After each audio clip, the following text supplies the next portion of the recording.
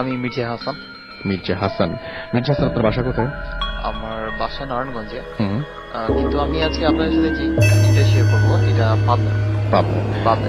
সেই ঘটনাটা তাহলে আমরা একদম সরাসরি ঘটনায় চলে যাই। এটা অনেক অনেক বছর আগেকার ঘটনা, নিয়ার অ্যাবাউট 96-7 এরকম হবে। তো তখন একবার অনেক রাতে, নিয়ার অ্যাবাউট রাত 2:30-3টা হবে, আমি এক জায়গা থেকে ফিরছিলাম।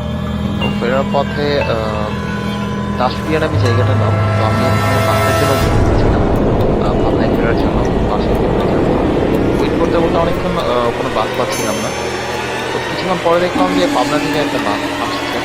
তো পাবনা থেকে আসতে দেখে আমি চিন্তা করলাম এটা তো দিবে না।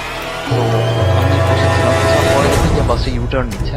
আমি তখন দৌড়ে গিয়ে বাসটা থামালাম যে বাসে যাওয়ার জন্য ওদের কাছে লিফট চাইলাম, করে জানতে চাইলো কোথায় যাবো।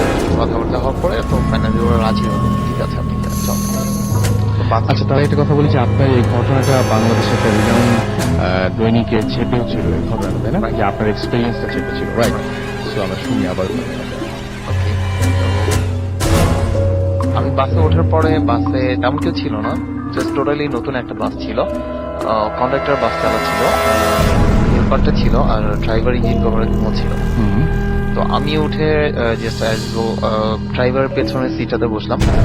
তো সিটটাতে বসার পরে কিছু দূর যাওয়ার পরে ওখানে এই রুটে একটা জায়গা আছে, তারা মসজিদ বলে জায়গাটার নাম। তো ওই মসজিদের সাথে অনেক পুরনো একটা গোরস্থান আছে। তো দূর থেকে আমি দেখছি যে আমরা তিনজনই দেখলাম যে দূর থেকে দুটো মানুষ বা রাস্তার পাশে দাঁড়িয়ে আছে। তো সাদা কাপড় পরা দুজন দাঁড়িয়ে আছে। তো আমরা আরেকটু এগিয়ে গিয়ে দেখি যে দুজন মানুষ জাস্ট সাদা জিব্বা পরে দাঁড়িয়ে আছে।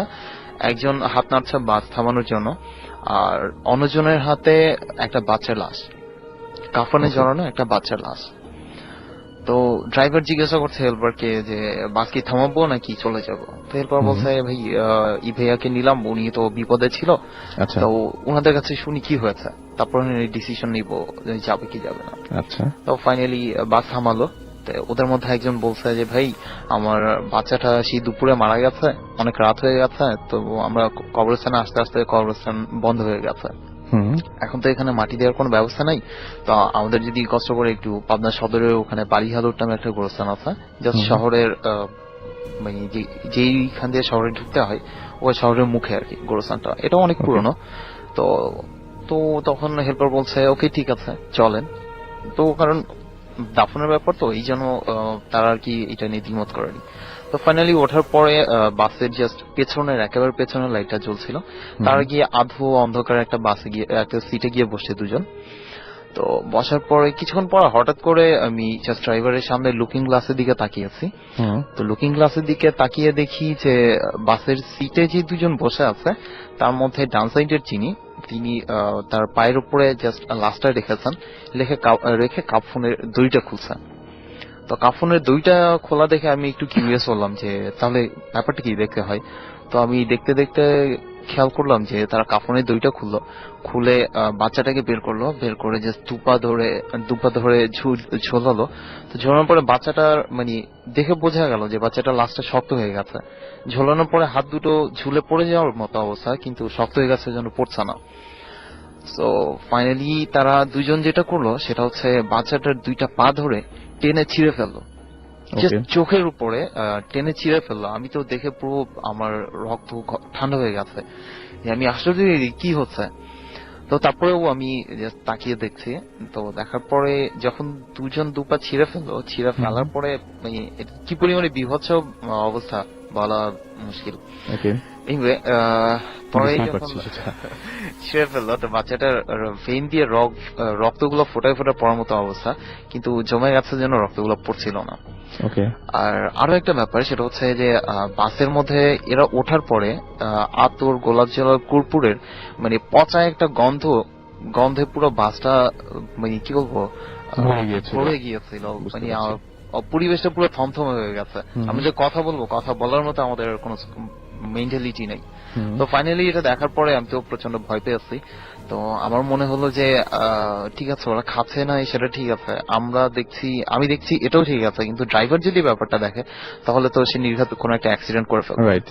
আর অ্যাক্সিডেন্ট করে ফেললে তখন তো হয়তো আমাদের বাঁচাই কষ্ট হয়ে যাবে। তো ফাইনালি আমি তখন জাস্ট দোয়া পড়া শুরু করলাম, দোয়া কালাম পড়ে চেষ্টা করছি যেন নিজেকে অ্যাটলিস্ট সেভ করতে পারি। তো নিজেকে সেভ করতে করতে আর সাথে আমি হেল্পারকে সূরা পড়ে তার দিকে ফু দিচ্ছি যেন সে একটু ফ্রি হতে পারে, কারণ তাকে দিয়ে আমার সেভ হতে হবে। তো ফাইনালি আমি ড্রাইভার দিকে খেয়াল করে দেখি যে না সে এই জিনিসটা খেয়াল করেনি, সে জাস্ট তার মনে বাস চালাচ্ছে। তো আমি হেল্পারের দিকে তাকিয়ে দেখি সেও ব্যাপারটা দেখেছে এবং সে রীতিমতো ঘামছে, প্রচন্ড ঘামছে, খোলা জানালার পাশে বসে থেকেও সে প্রচন্ড ঘামছে। তো কিছুক্ষণ পরে সে আমার দিকে তাকানোর পরে আমি তাকে ইশারা করতে বারবার যে এটা ঢেকে দাও। তো সে তখন একটা গামছা দিয়ে আয়নাটা ঢেকে দেওয়ার পরে আমি পড়ে যাচ্ছি যে আল্লাহ আমার বাড়ি পৌঁছাতে পারি। তো ফাইনালি যখন বাড়িগুলো পৌঁছানোর পরে আমার তখন মাথায় মানে অনেক কিছু চিন্তা ভাবনা হচ্ছে। তো আমি চিন্তা করলাম যে অ্যাটলিস্ট এটা এই মুহূর্তে আমার খেয়াল করা উচিত, এটা যদি এরকম খারাপ কিছু হয় খেয়াল করা উচিত এরা কেমন। তো যখন বাস থামলো ওরা দুইজন হেল্পার তো তার নড়ার মতো অবস্থা নাই আর, তো সে আমার পাশে বসে রীতিমতো কাঁদছে। তো ফাইনালি আমি তখন কিপারের সিটে গেছি, কিপারের সিটে বসে বললাম যে ভাই আমরা বালি হলো আসছি, চলে আসেন। তো ওরা যখন উঠে আসার পরে আমি খেয়াল করলাম প্রথমে যে দুজন ছিল ওদের পায়ের দিকে খেয়াল করলাম। তো পায়ের দিকে খেয়াল করে দেখি যে ওরা চিপা দিয়ে পুরো পাটা ঢাকা, দেখার মতো অবস্থা নাই। তখন আমি ফলো করলাম যে ওদের চোখ দুটো খেয়াল করে যাই, চোখটা তো ডিফারেন্ট কিছু একটা হবে। চোখের দিকে তাকিয়ে দেখি যে লাইটটা যেহেতু জাস্ট পেছনের লাইটটা জ্বালানো ছিল, তো ওদের চোখ দুইটার অবস্থা এমন যে মানে কারোর চোখ যদি একেবারে অনেক পুরনো অন্ধ মানুষ যদি চোখটা কোঠরের ভেতরে ঢুকে যায়, তো মানে ব্যাপারটা অনেকটা সেরকম যে তাদের চোখ দুটো এতটাই কোঠরের ভেতরে ঢুকে গেছে যে অন্ধকার মনে হচ্ছে, চোখের কোঠরের ভেতরে পুরোই অন্ধকার, তাদের চোখগুলো যে কিছু আছে আমি বুঝতে পারিনি। ফাইনালি তারা নেমে যাওয়ার পরে আমি তাড়াতাড়ি দরজা লাগিয়ে দিলাম বাসের। তো আমি জানালা দিয়ে তাকিয়েছি, তাকানোর পরে ওদের মাঝে একজন আমাকে বলল যে তোর মায়ের দুধের জোর আছে, এই জন্য আজকে তুই বেঁচে গেলি, তবে দেখিস এর খেসারত বাকি মানুষদের দিতে হবে। তো এই খেসারতের হিসেব আমি তখনও বুঝিনি, পরে ব্যাপারটা আমি এরকম ভাবে রিয়েলাইজ করেছি যে এই ডিস্টেন্স থেকে তারা মসজিদ থেকে বালিহালট এই ডিস্টেন্সের মধ্যে আমাদের যদি পাবনার কোন লিসেনার থেকে থাকেন তারা হয়তো জানবেন যে এই ডিস্টেন্সের মধ্যে যতটুকু এই রুটের মধ্যে বাস বা ভ্যান রিক্সা যাই চলাচল করুক প্রতিদিন ছোট বড় কোনো না কোনো একটা অ্যাক্সিডেন্ট হবে। ওকে, সো সেটা হচ্ছে সেই গল্পের বা সেই ঘটনার সূত্র ধরেই হচ্ছে বলে আপনার মনে হচ্ছে, আমার ধারণা। রাইট। আমার কাছে বেশ কিছু এসএমএস রয়েছে। ব্ল্যাক স্ট্রিট বয়েজ আমাকে এসএমএস করেছেন। আচ্ছা, আপনাকে অনেক ধন্যবাদ আমাদের সাথে এই ঘটনা শেয়ার করার জন্য এবং এই নারায়ণগঞ্জ থেকে এসে আমাদেরকে জয়েন করার জন্য। রানান আমাদের